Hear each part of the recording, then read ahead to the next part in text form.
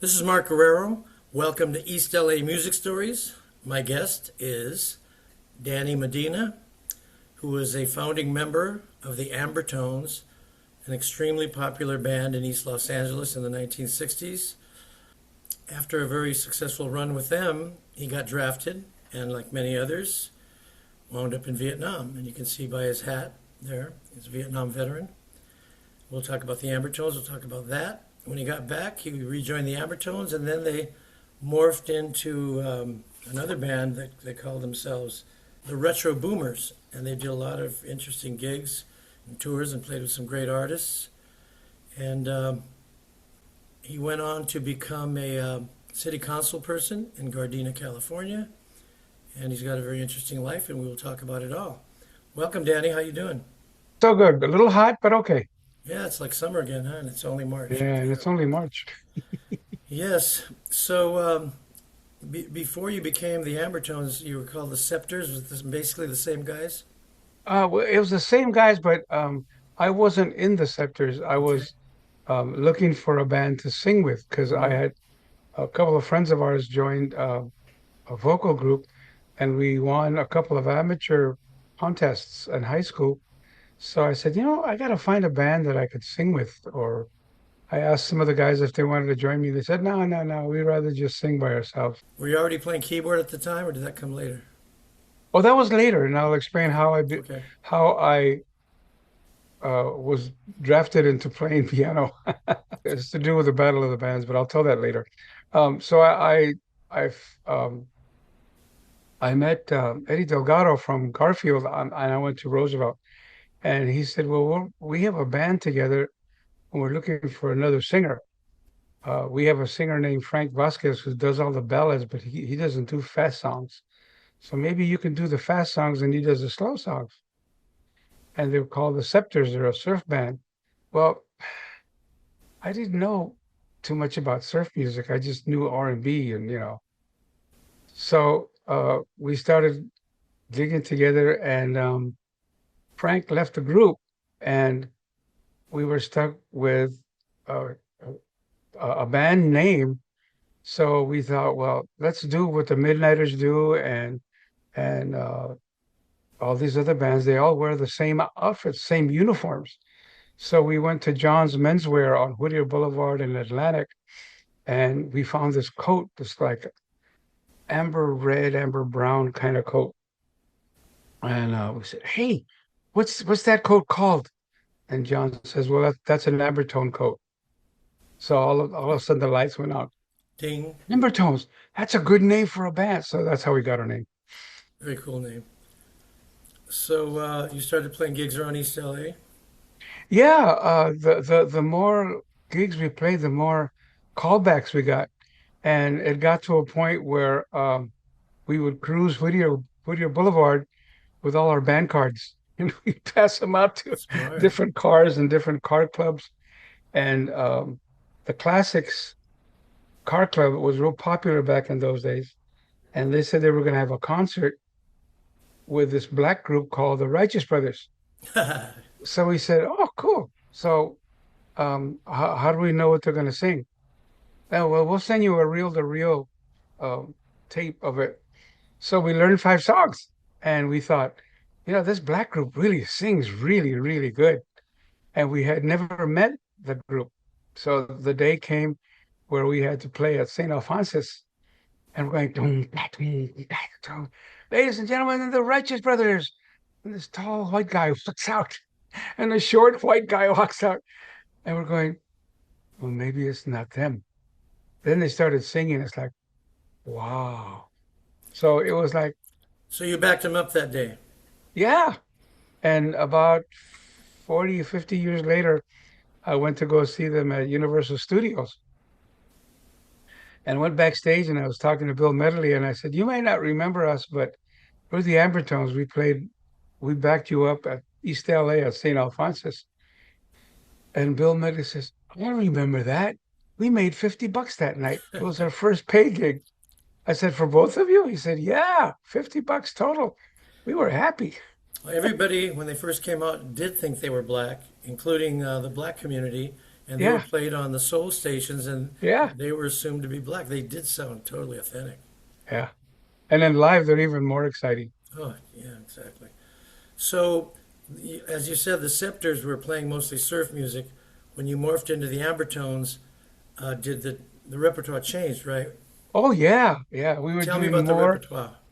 We were doing more R&B. We were doing like Midnight Hour and Knock on Wood. Uh, a lot, a lot of R&B.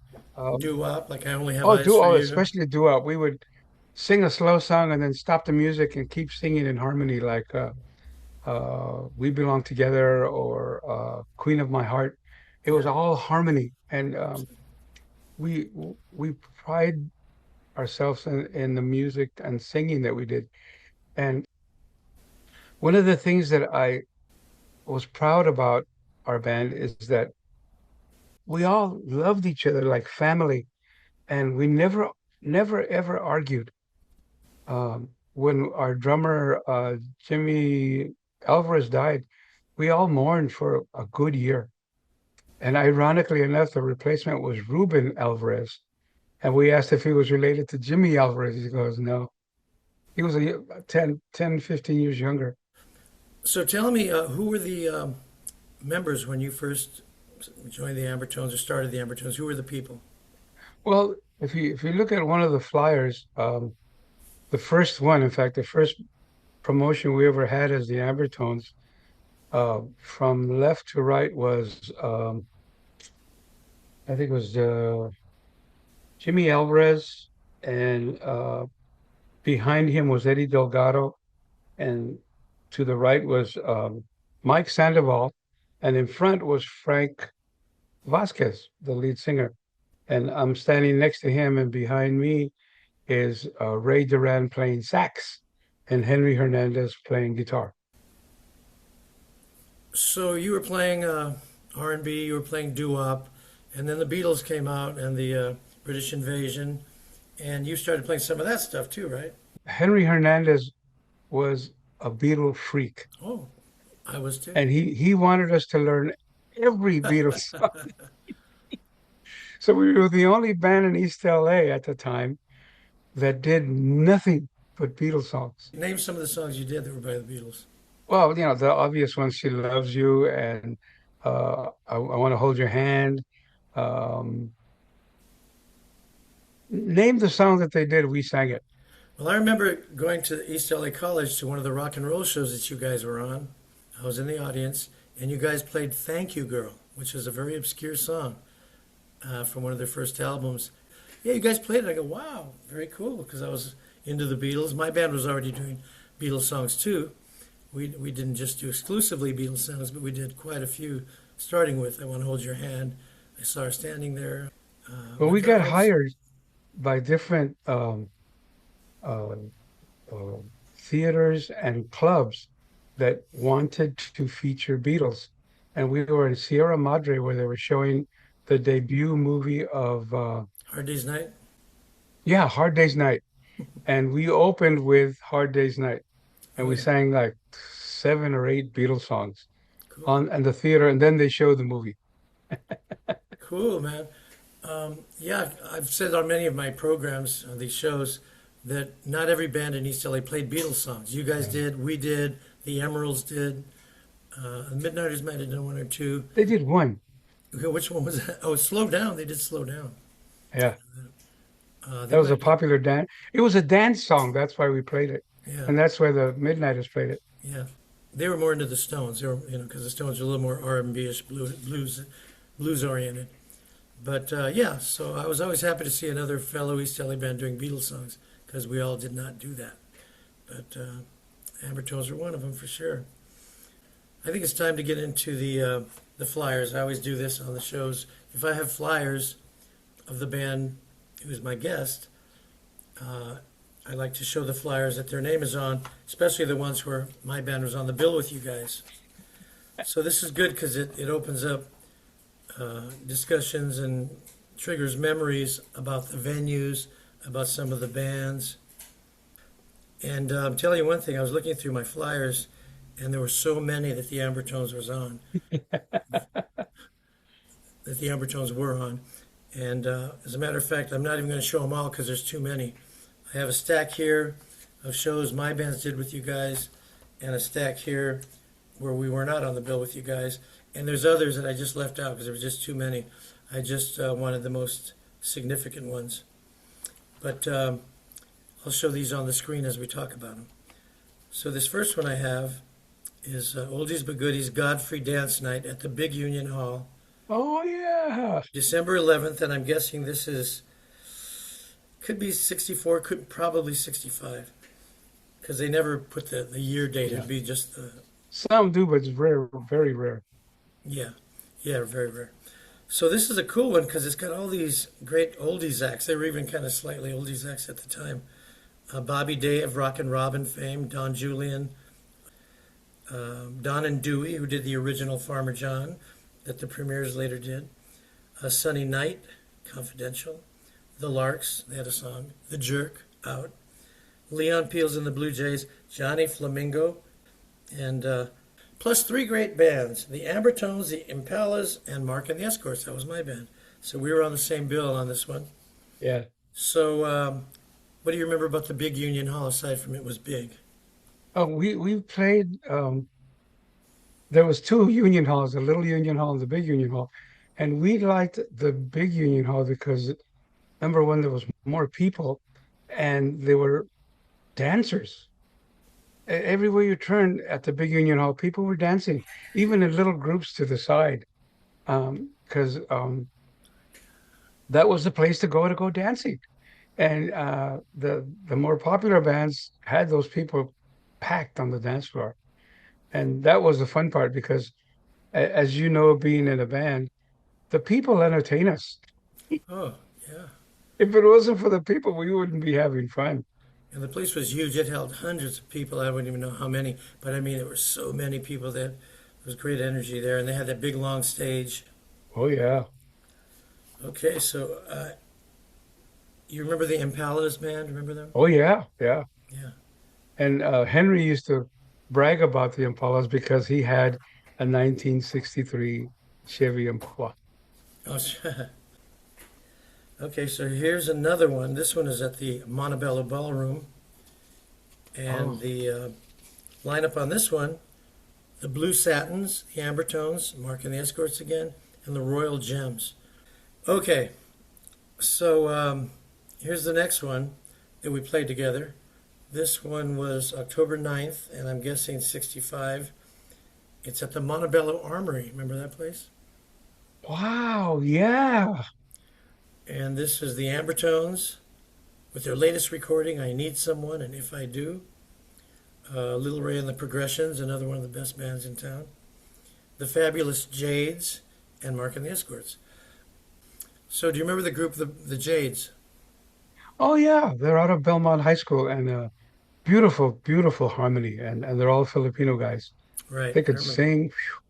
They were good, absolutely. So here's another one. This is interesting. This is Montebello Ballroom, Labor Day weekend. Well, actually, this has two shows on it. One for the 3rd of September, and on the bottom of the same flyer, it has the show listed for the Sunday, 5th of September. And on the show on the 3rd of September were the Premiers with their hit Farmer John, the Blue Satins, Mark and the Escorts, and the VIPs. The VIPs later became El Chicano. Now, on the bottom half of the flyer, they're pushing the Sunday show, and it was all Labor Day weekend. The Midnighters with Land of a Thousand Dances and Whittier Boulevard, Little Ray and the Progressions, and the Ambertones. Dressy Dress, $2 donation. So that was kind of cool. Now here's one we can talk about. This was the legendary show behind Johnson's Market on Whittier Boulevard. Oh, wow. I Okay, remember that. yes.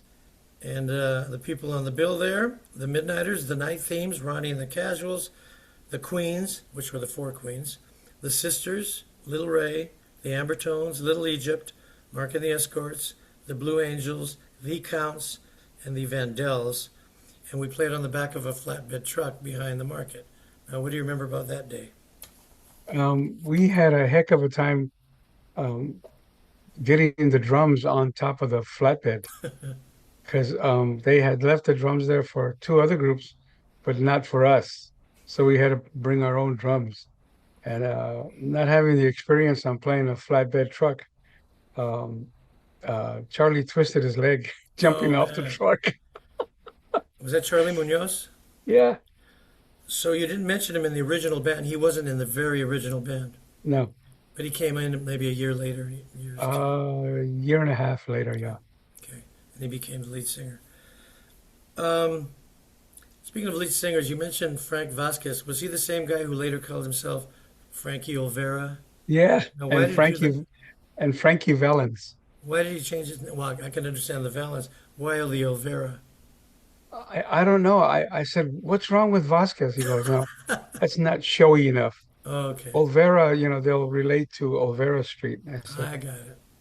well, I can call myself Medina, And but then he no. went to Valens. I didn't know that. Oh yeah, he wanted to say he was cousins to Richie Valens, and I said, no, you're not. No, you're not. Okay. Now here's a very cool one. This one's near and dear to my heart because at this time, my band Mark and the Escorts, we changed a few members and we changed our name to the Men from Sound. And because it sounded a little more British Invasion, a little more modern than Mark and the Escorts. And we were still very popular in East L.A., did all the shows.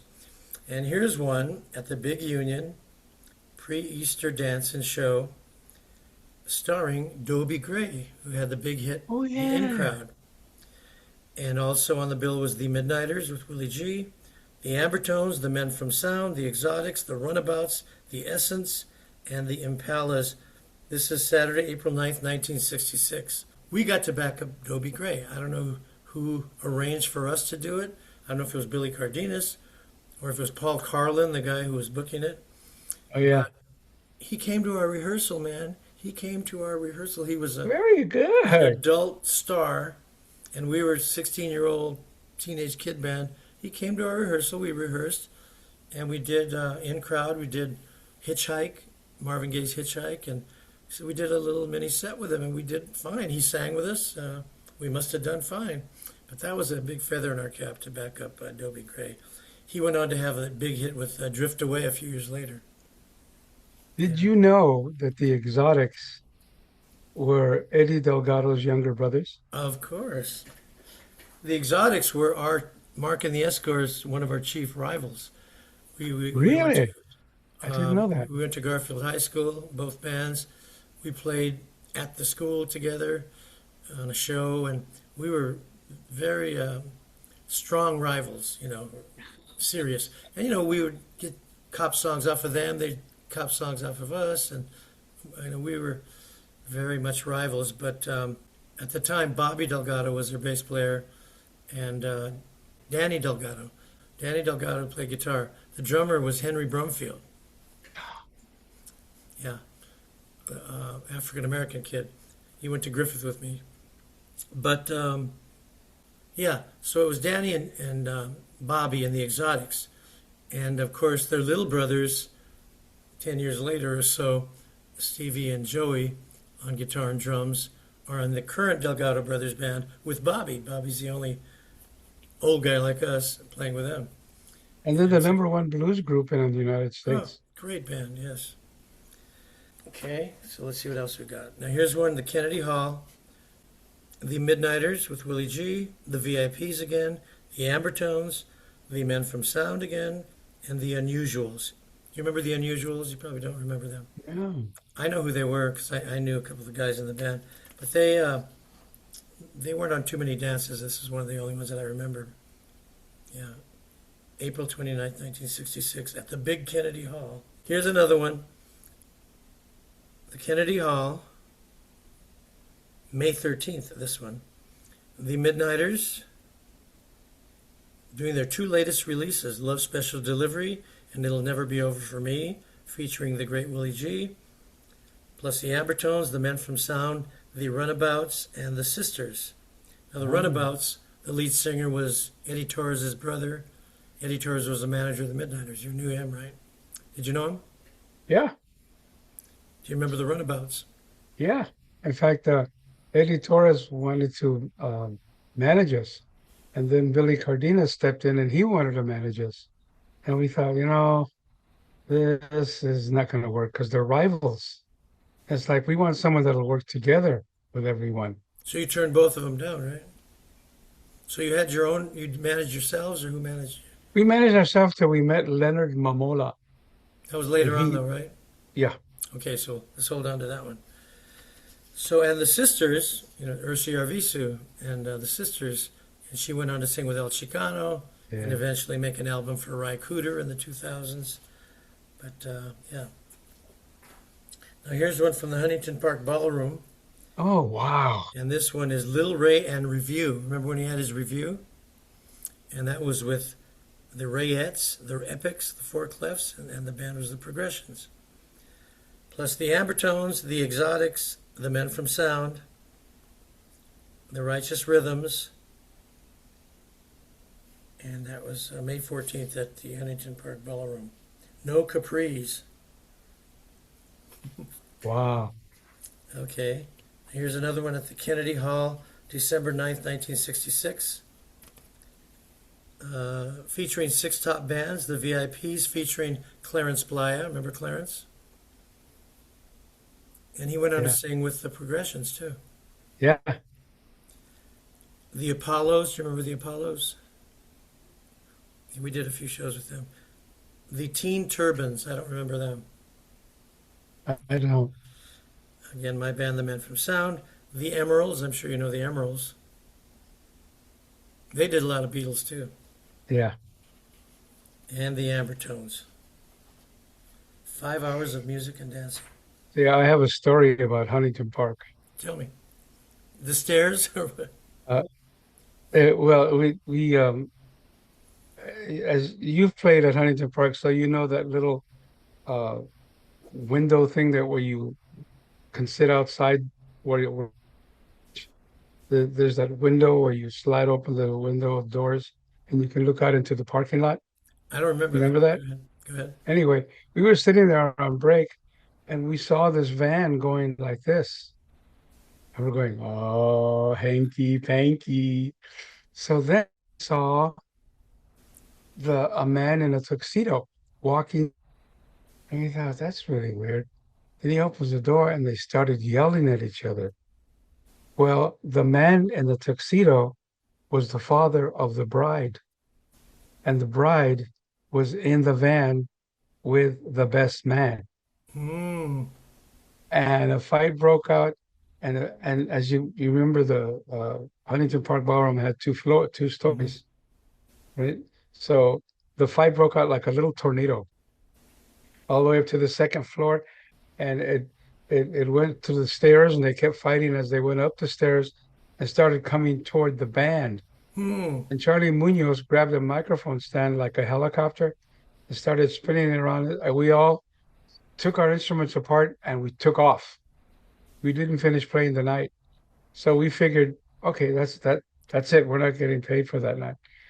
2 weeks later, the mother of the bride called us and paid us and apologized for what happened. I said, well, it's not your fault. It's the groom and the best man and the bride. She goes, I know. They never did get married. I said, but wait a minute, weren't you celebrating their marriage? No, we wanted to have a party first and then they would get married. I said, wow. So that was a private party rather than a regular dance there? But it was like I had never seen anything or heard anybody do something like that.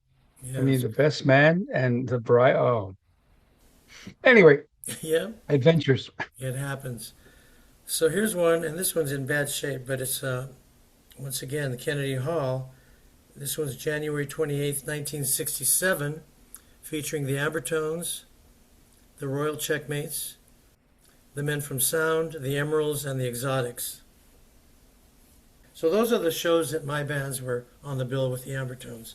Now here's some that I have that we were not on the bill, but they're very interesting. This one is another Kennedy Hall. It's the Blue Satins, the Romancers. I'm sure you know the Romancers. Yeah. The VIPs, and the Ambertones with Little Charlie and introducing Phyllis Sanchez. Who's Phyllis Sanchez? You don't remember? She's on the bill. She must have lasted one gig. You know. Well, the Romancers were It's the a, first live band I ever heard. okay. I used to live on Malabar, and I walked to the Paramount Ballroom to go listen to the Romancers, and they were playing up at the top floor. And ironically enough, the drummer Manny Mosqueda became our drummer in the 1970s. Oh, did not know Yeah, that. small world. Yeah, well, the Romancers were very good and Oh very yeah, popular also. yeah. Okay, so now there's another historic one. Here's one, a show at the Golden Gate Theater. Okay, Oh yeah, next to John's Menswear. yes. And next to the record rack, where we used to buy our records, some of our Oh records, yeah. where Tony Uh, Valdez was the clerk. Later became a TV personality. Okay, well, here's the lineup. Cannibal and the Headhunters, yeah. the VIPs, the Ambertones, Enchantments, Exotics, Emeralds, Exciters, Jaguars and the Solace Brothers, the Counts and the Medallions. Quite a lineup, huh? Now, the Solace Brothers, of course, later became Tierra in the early 70s and went on to have a big hit record in the 80s. The Counts, very popular. We still meet with some of those guys from the Counts and the Midnighters every second Wednesday of the month at Right. El I've been to a Senor. couple of those. Don Verrey of the Counts is the one who suggested I Yeah, interview you. yeah. So, what do you remember about the Cannibal and the Headhunters? We didn't consider them a band. They were like a dance group. They're like the The Temptations, four guys that oh, sang and but danced. they outdid the Temptations. Their footwork was amazing. We used to practice to see if we could do it, and we just had two left feet. We just let's stick to just singing because what Wise choice. Cannibal had such a great show, and I could see why he toured with the Beatles the whole time they were in the United States because they put on a great show. They get down on their butts and do a rowboat together. Yeah, Yeah, that was a highlight. Okay, now here's one East L.A. rock and roll show, baby. So yeah, I have a couple of flyers, two or three that you were on. So for those who don't know, there would be a rock and roll show at East LA College every year, and all the best bands would be playing, and they would be recorded live, and an album would come out later with all those songs, but one song from each group usually, yeah. sometimes more. Um, so this one was April 24th. Once again, I'm guessing 65. Uh, Could have been 66. Okay, this one has the Prophets, the Moon Craters, the Emeralds, the Jades, the Dominators, the Enchantments, JD 4+2, and duets. Ronnie and the Casuals, who I love, they were great. They were Yeah. one of Billy Cardenas's bands. I wanna do the jerk. And the Nightlighters, the Night Dreamers, the Ambertones, the Silvertones, the VIPs, and the Sisters. East LA College Auditorium. The sax player for the Prophets, David Parsley, Hmm. he wound up going on tour with us with Oh, with Dick Clark and Casey Kasem, and he was the only uh, white guy that I knew that spoke Spanish fluently from the Prophets. That's the all. Prophets were good. They had a lot of really good musicians that went on to do play with other really good bands. Um, let's see, is this a different one? Yeah, that one was. This one is May 16th. Again, I'm not sure which year. Could have been the next year. And this one has Mickey Aversa on Oh Mickey and the yeah, Invaders. yeah, Mickey and the Invaders. The Counts. Bongo. And it turns out Bongo was Mike Mercado of the Counts, who recently yeah, passed away, as you know. yeah. And that was his nickname. Clarence Playa. And as far as the bands, it says the Edelons, the Precisions, the Little Heartbreakers. I just interviewed one of them last month. From Roosevelt. Velvetones, Enchanters, Goofy 6+1, Emeralds, Relations, Progressions, Ambertones, Invaders, Parlay Brothers. So that was another Silesian rock and roll show. Okay, now here's one, Lincoln Park Gym. Remember that venue? Wow, I remember that. Okay, featuring the Enchantments with Eddie Boy, who was Eddie Serrano, who went on to be the lead singer for Yaki in the early 70s, and he became the new Cannibal when Cannibal retired. And he went on Yeah. being Cannibal for quite a while till he passed in the 90s. Now it's Charlie Munoz who's Yeah, Cannibal. Charlie Munoz, right. Little Ray, the Ambertones, Shaggy and the Superiors, the Exotics, Eddie and the Entertainers. Entertainers. Do you remember Shaggy and the Superiors? I do. Yeah. Wow. A lot of memories. Yeah. Okay, here's one at the Siberian Hall, San Gabriel. Wow. I remember that now. And they would always misspell it. They spelled it Siberian instead of Siberian. I don't know. A lot of things were misspelled on these flyers. Located in San Gabriel. The VIPs, the Ambertones, the Great Little Ray, Mickey and the Invaders, the Lil Exotics, and the Prophets. I'd never heard them called the Lil Exotics. So that's another great lineup. The ones that put it out was Heidi Ho. That was, remember Sam Nevada, the little promoter? Yeah. The little guy? Wow. Now here's a biggie, this one for sure. This is the Big Union Hall, June 11th, I'm guessing 1965. Headlining Them with Van Morrison. Remember Gloria? Yeah. Chihuahua.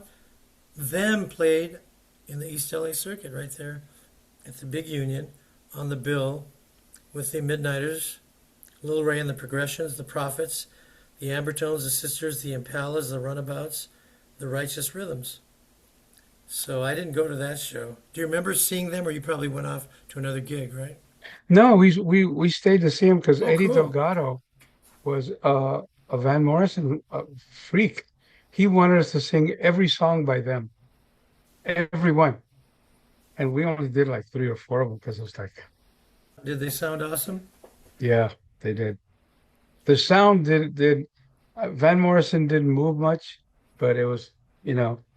Oh, one time he got on keyboards and they played, but the rest of the time he got on mic. To my earlier point, you and many of us would have sometimes more than one gig in one night, right? Oh Play yeah, one venue, go to the next venue, maybe a third. yeah. Willie G and I were reminiscing, and I think I mentioned this to you.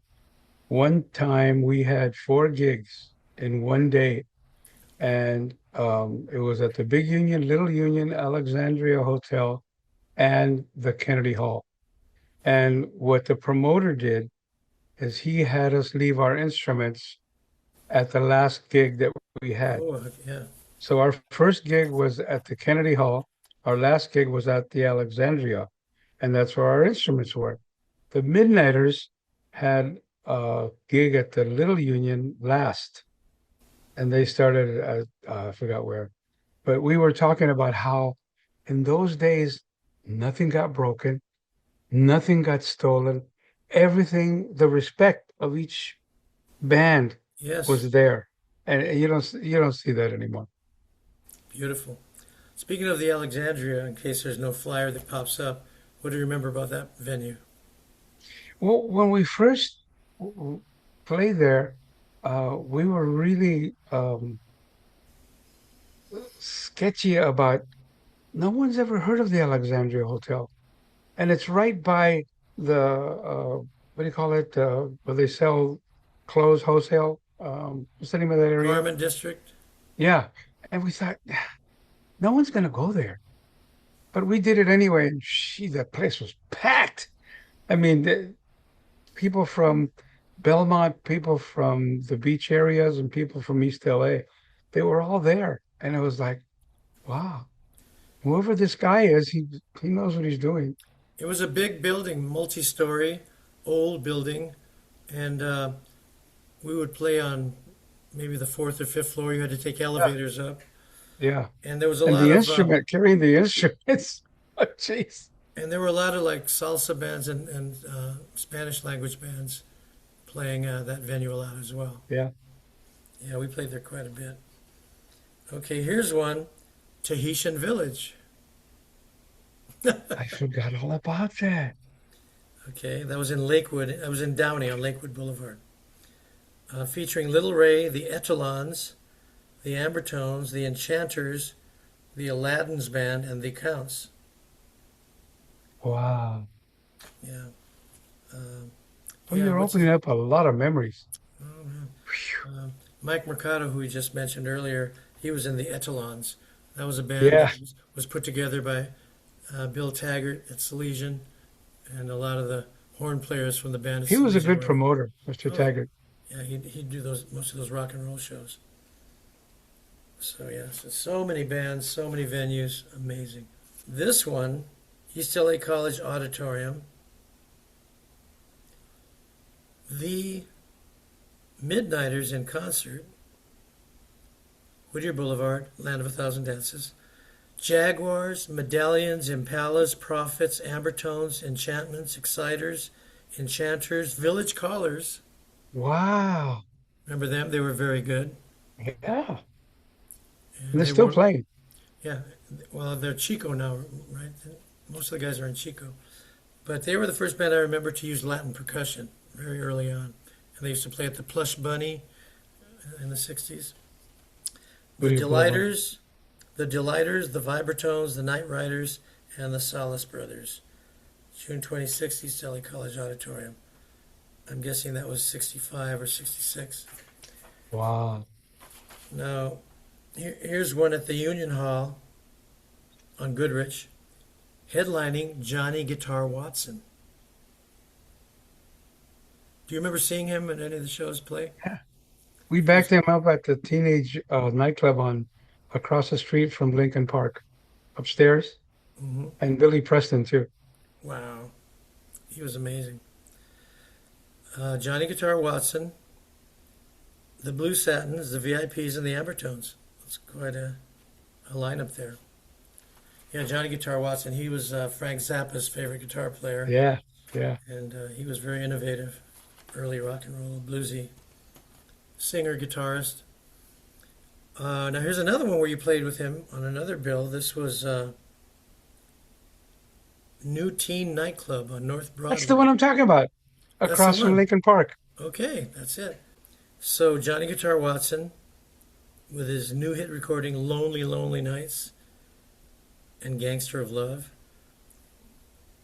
The Ambertones Band playing their hit recording Big Bad Wolf and You Can Stay. And we're going to talk about your recordings next. And the Fabulous Originals Band playing Rolling Stones, Kinks, and Zombies favorite tunes. And Perry Martin. Okay. Wow. And one last one. This was at, it looks like, remember the Dom Polsky venue? Oh no, Don Pulaski. Well, it just says Polsky here, but maybe, Oh, I don't know which is correct, Pulaski or Polsky, but tomato, tomato. yeah. But, well, it looks like there could be two different venues on this one flyer, because on the top it says the Sons of Herman's Hall, downtown Los Angeles, on 25th Street. Ronnie and the Casuals, Little Ray and the Progressions, the Jades Band. Then it says Dom Polsky, and it says the Straight Jackets and the Blue Satins on June 11th.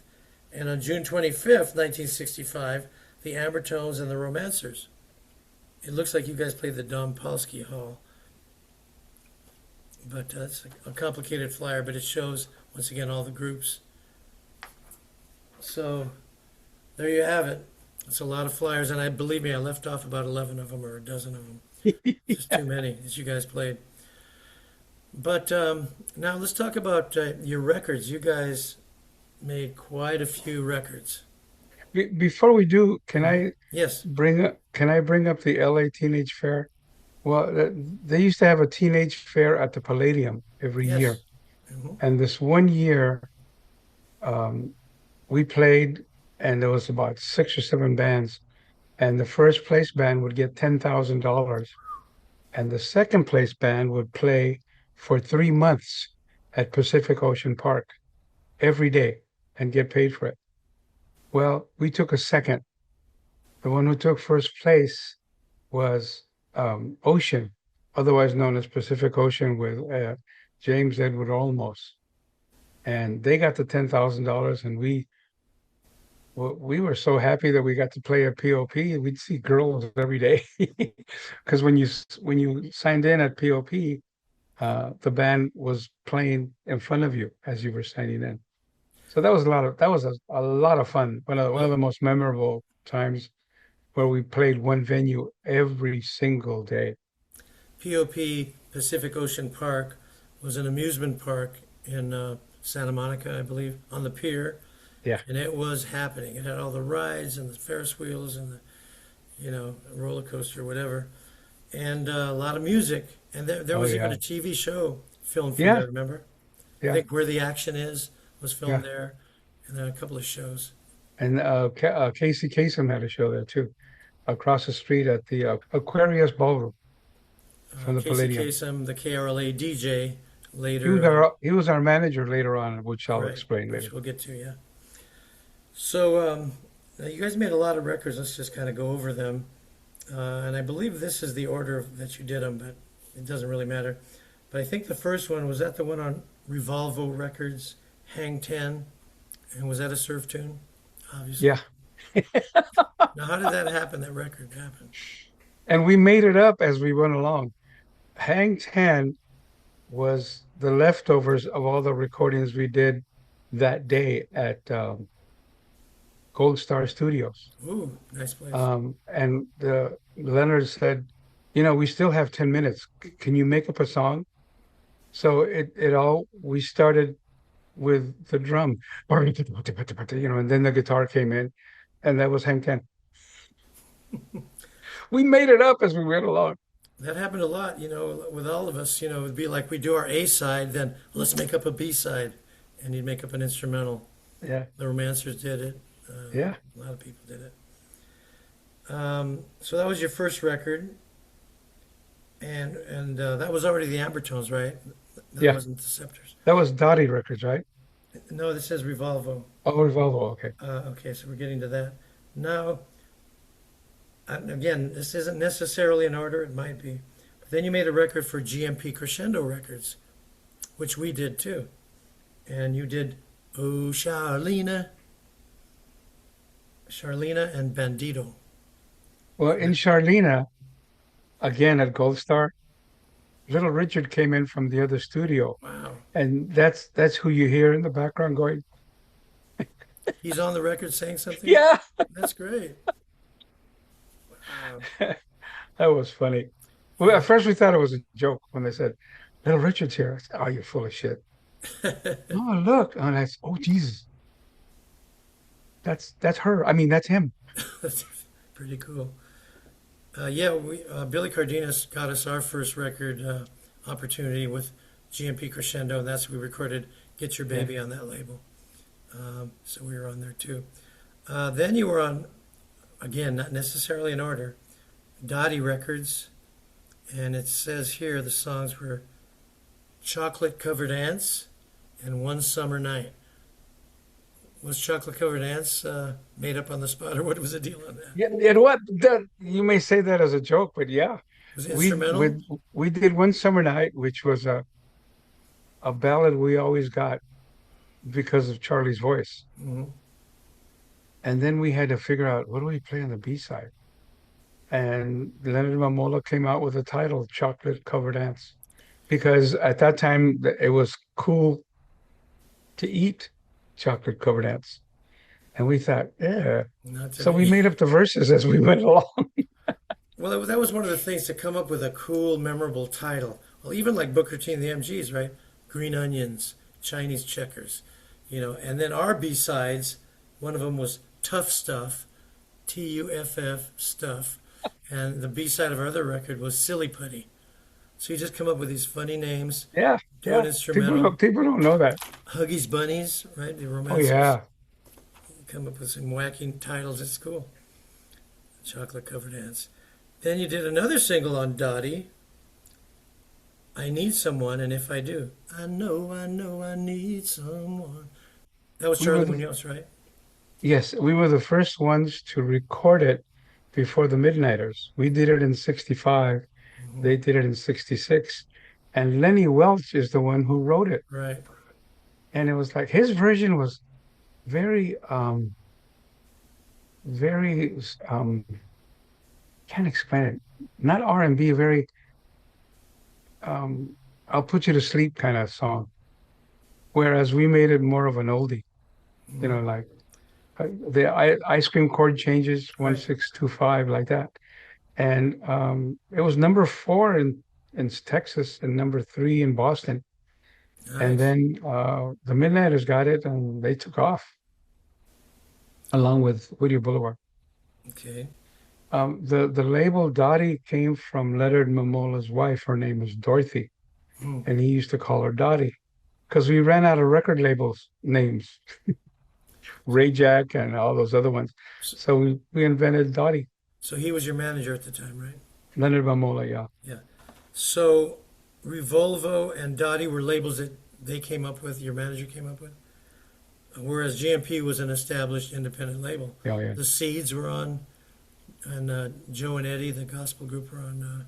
They're both on GMP Crescendo. Gene Norman Productions. Okay, now next we got Ray Jack label. That's another one of his labels apparently, and it says Cruise and Clap Your Hands were the two songs.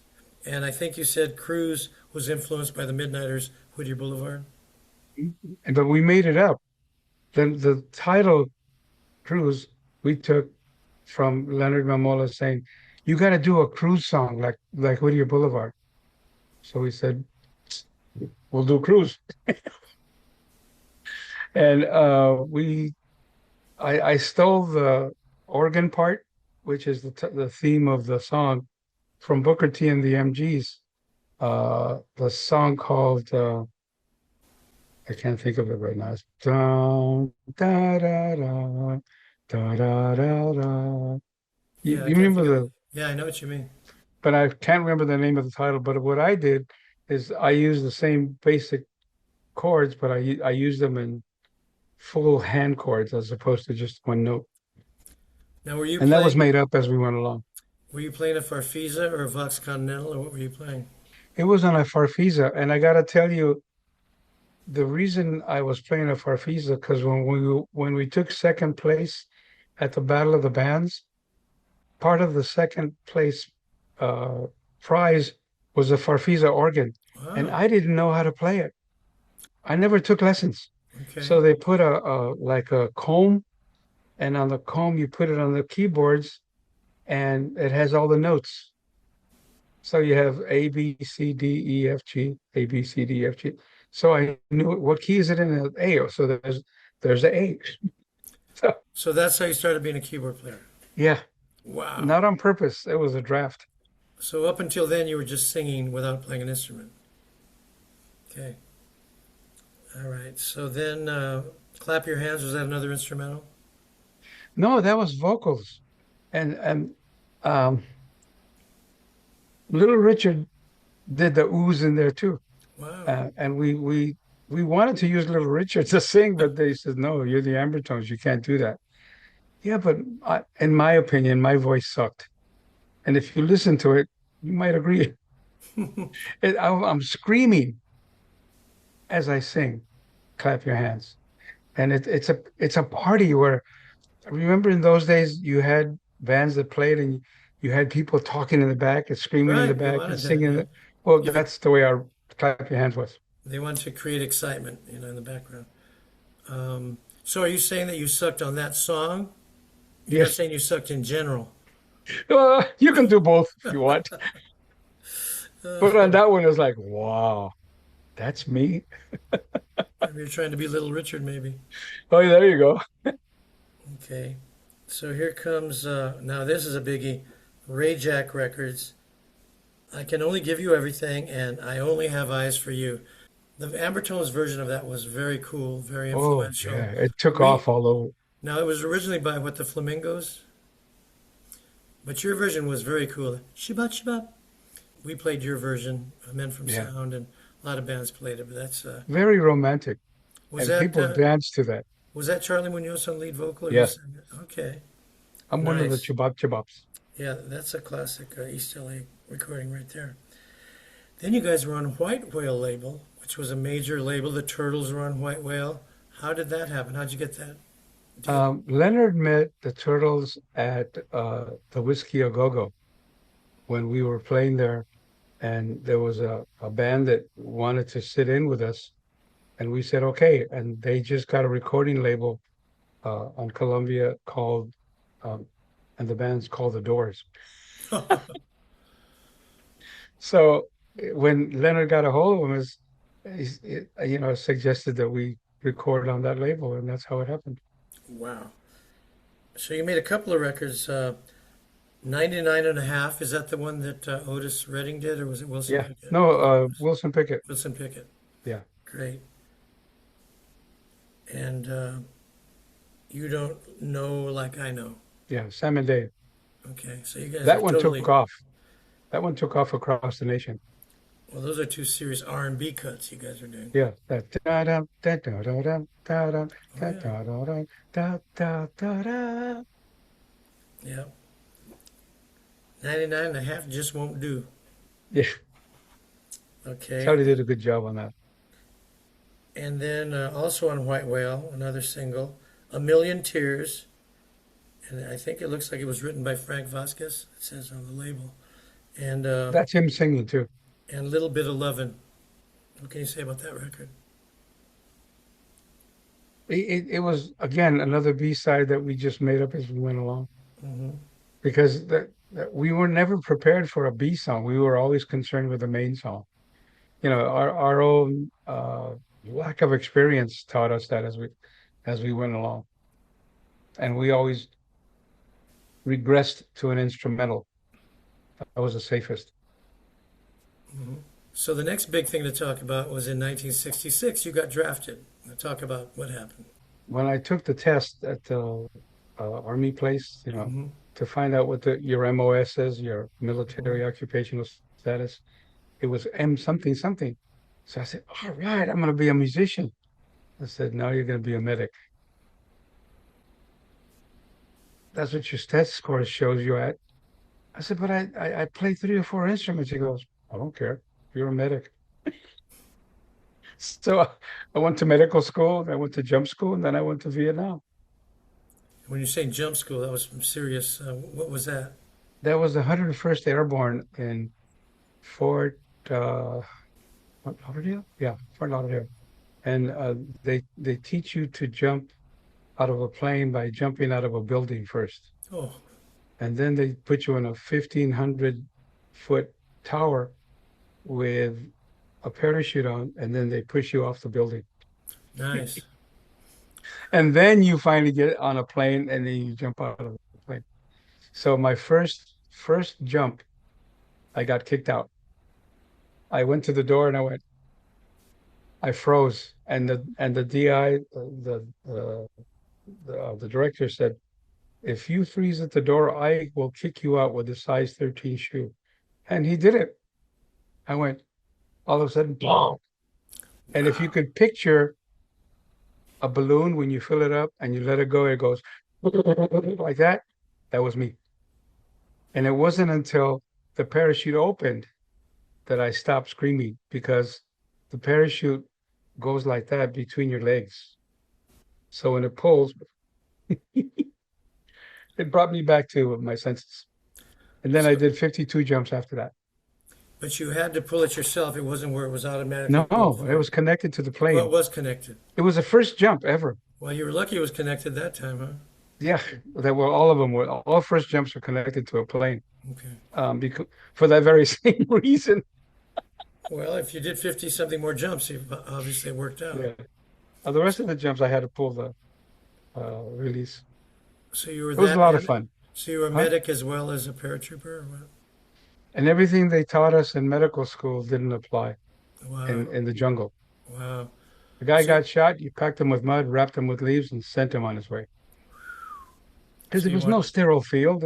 You can't, get a thing to pull out the bullet or sterilize it.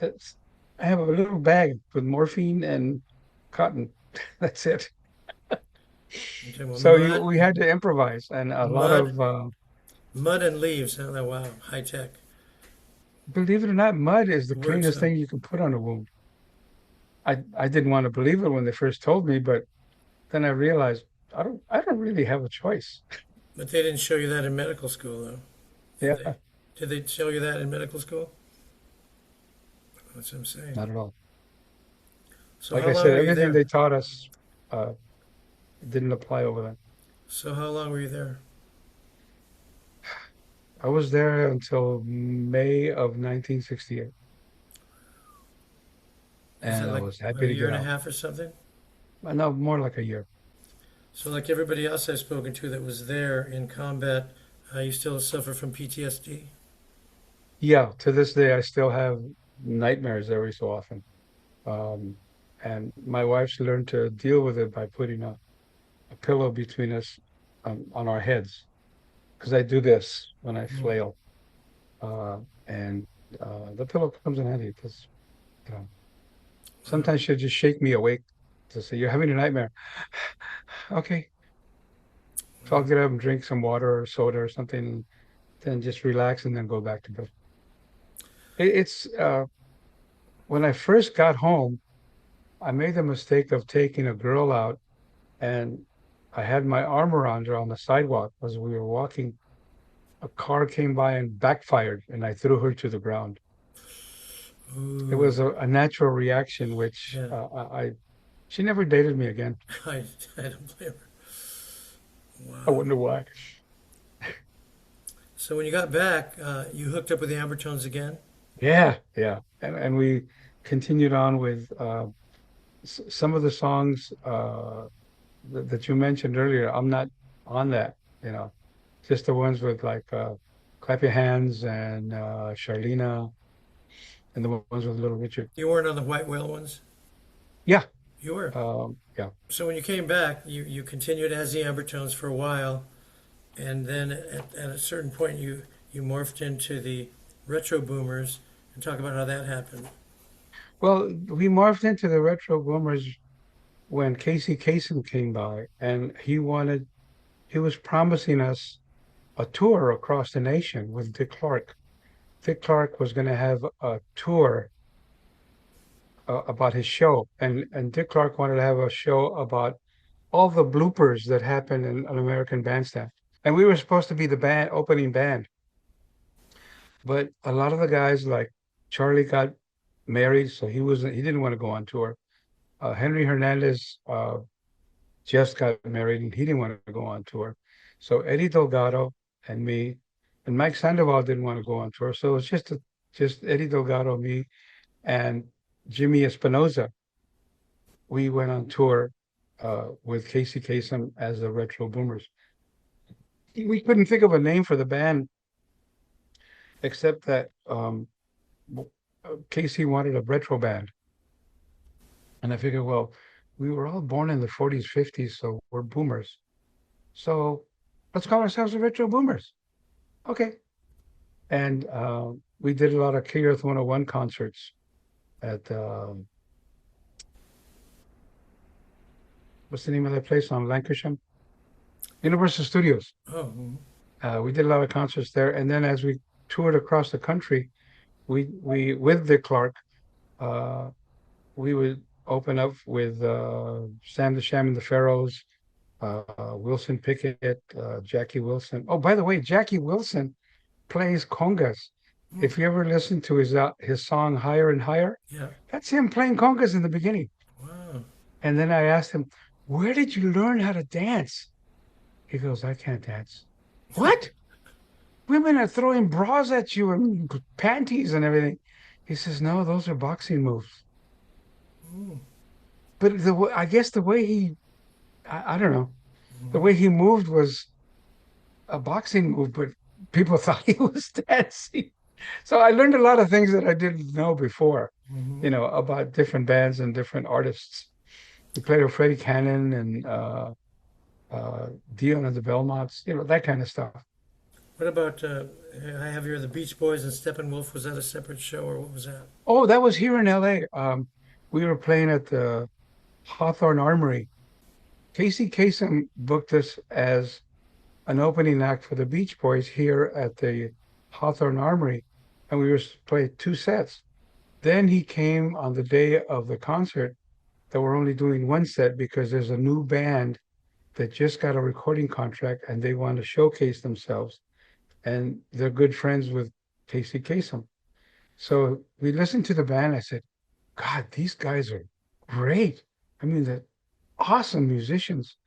And Casey Kasem said, nah, they'll never make it. They're wearing cowboy outfits. And who's going to hire a band called Steppenwolf? Great wisdom. Yeah. So it was an experience that we thought, wow, it, little known band, and next thing you know, they're the number one song across the country, with Born to Be Wild and then in a movie, it's like, wow. So the retro boomers were like kind of throughout the 70s, most of the 70s, would you say? Yeah. Mhm. And what happened after that? Did you stop playing music after that? Well, no, Casey and Dick Clark decided not to do. Let me tell you how they broke up. Not broke up, but stopped touring. Dick Clark used to have bloopers from American Bandstand, I remember that. and one of them was when Chuck Berry leaned on the thing where it tells you whether it's a hit or a miss. Remember they give a rating of Yeah. 67, 68. Well, he leaned on it, and the whole stage fell. Oh man. And you see the guys trying to pick up the stage, the show's American Bandstand, and the podium fell, and it was a big chaos. Well, Dick Clark used to show all these bloopers. There was one time where, um, oh, Chubby Checker was doing the twist, and his pants ripped when he turned around to do the spin that he does. Ripped and yeah, stop everything. So his whole show was about bloopers. And I told Dick Clark, Mr. Clark, you ought to put that on TV. People would love to see all these bloopers, Wow. not only from American Bandstand, but from other, there's movies that have bloopers. He says, I never thought of that. So at the end of our tour across the nation, we toured from LA to Florida to New York to Canada, all the way across Canada, and then back home. But then Dick Clark owns 117 television stations. I don't know if you know that. So he decided to have a bloopers program. And him and Casey said, well, we're not going to do a tour anymore. Casey Kasem wanted to be an actor. He loved acting, but he made millions with just his voice because it was so different, so unique. So he says, well, let's quit the touring. Okay. So I stayed with Eddie Haddad and we did local concerts. And then um, David Parsley David Parsley got married. Eddie Delgado went to Memphis with his family, and Jimmy Espinosa stayed with us for a little bit. Then the Midnighters started touring, so he went back to the Midnighters. And then after a while, I said, I, I just got nominated to run for city council, so I'm gonna have to stop playing, And you and that's won. all. Yeah, And how long did you do that? I did that from 2008 to 2020, and I didn't do it because of the money. I did it to help the city. I brought in $92 million to renovate the sidewalks and the roads leading to freeways. We have three freeways, 105, the 91, and the 110. And all these streets lead to the freeway. It's called Measure R, and the government pays for the renovation of the city. And that was $92 million. But I was making a whopping $600 a month. Wow. So did you have a day job to supplement yourself or I what? played music. Whoa, I that's made more nice. I made more recording than I did. We were making $400 an hour recording, doing background stuff for there's this studio called Raleigh Studios. Yeah, on Rosecrans and Aviation, I've seen that. Yeah. and we do all the background music for different shows, Oh, cool. like Love It or List It. We're the background music. Oh, Nobody okay. hears it. Yeah. It's just there, you know. Yeah, yeah, So yeah. That was the city of Gardena, right? yeah. And how did Uh-huh. you wind up in Gardena? Uh oh, when I got married in 1994, my wife's family was in Gardena, and where are you gonna go? Gardena. Yes, And dear. I was from East L.A. I just like I don't know anything about Gardena, but I learned, and then I became president of Rotary, and then president of the Lions, then the Chamber of Commerce and Kiwanis, and that's how they talked me into being a city councilman. I said, "You're doing all this for free. Why don't you get paid for it?" Yeah, a Yeah, whopping why not? $600. That's enough for coffee at Starbucks. All right. But I enjoyed it because I got to bring a lot of benefits to the city. I brought in recycled water, and I brought in the utility users tax exemption. There, if you pay utility tax for electricity, water, and gas, there's a program where you don't have to pay it. You're exempt from that. So I Nice. brought that into the city so everybody over 65 can do it. And I contributed a lot to the city, which I'm proud of. Nothing, exorbitant, but the little things that help Hmm.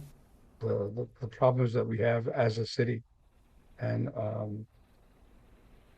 I just enjoy it. That's all. Do you And still when you live there? enjoy it, it's not a job. Do you still live there now, or where do you live? Say again? Where do you live now? Still there? I still live in Gardena, yeah. And I still get involved with the Veterans Administration. Um, I have a lot to do with the building of the hospital unit on Wilshire and out that way. Because before, if women got sick, they'd have to go into the hospital with men. So, well, why don't you get another building for women only? Because, it's big difference from stuff from women and stuff for men. And it worked out. But it only cost like, I think it was like 20 million. It wasn't very expensive. And it's like 8 floors, all for women. So I was very proud of that. Nice. Um, little things like that nobody really gives a shit about. But except if you're a woman, you now have a hospital to go to, especially a veteran. And I created a program in Gardena where every month the city council will acknowledge you as a veteran, whether it's the First World War, Second World War, Afghanistan, Korea, Vietnam, and they get acknowledged as a military designation, and they put your name up on billboard on all month it gets announced. So little things like that didn't cost money. Um, it Makes a was just difference. yeah. The city council gets off the dais, including the mayor, and they shake that person's hands and say thank you for your service. Which it happens a lot, but there's no real ganas, no real feeling behind it. Oh, thanks for your service. Did you have some of that backlash from Vietnam when you got back? Oh, Jesus. I was supposed to go to Fort MacArthur when I came back from Vietnam. Instead, I wound up going to Hawaii and then Seattle, Washington, and then all the way across to Fort Bragg, North Carolina. And I wound up hitchhiking home because my tour ended in Fort Bragg, North Carolina. And if I wanted to get a free ride back, I'd have to do it on a military plane. And they gave us bus money to go back home. So I hitchhiked. Save the best money, huh? Oh, no, I learned something from hitchhiking. Uh, they spit on me, called me a baby killer. Oh my Uh, God. so I took off my uniform and I hitchhiked in a t-shirt and jeans because of that very same reason. And Unbelievable. cars would drive by, baby killer, and other names. And it was like, I got drafted, dude. This wasn't my idea. But people think the way Yeah, they think. stupid. Yeah. Well, I'm not going to say that. Well, I'll say it. So, is there anything else we missed from your that you'd like to say about any part of your life? Well, we got to work with some really neat people. Well, there's a story where Danny Thomas and Casey Kasem were real tight. Danny Thomas wanted Casey Kasem to marry his daughter.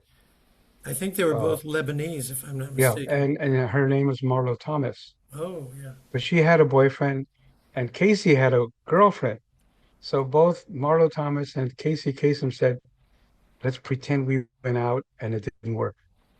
Casey said, "Okay." So they didn't get married.